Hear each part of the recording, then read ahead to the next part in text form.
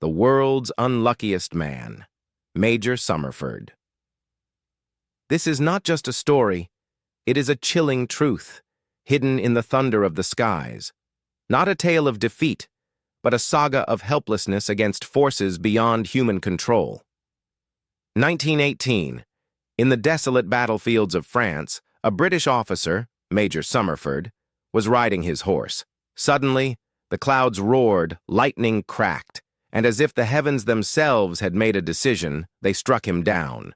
When he regained consciousness, the lower half of his body was paralyzed. Time moved on. In 1924, seeking a fresh start, he moved to Canada. But fate had another blow waiting.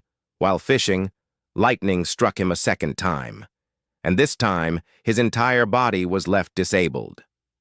1930. Sitting quietly on a park bench, counting his fragile breaths.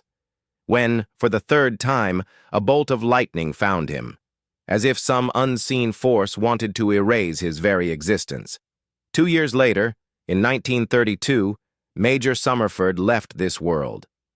But the story does not end here.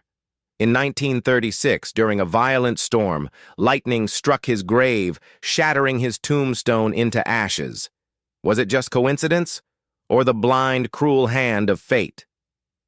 This story teaches us that man does not only lose to the earth sometimes, he is defeated by the sky itself. And some stories echo forever in the chambers of the heart.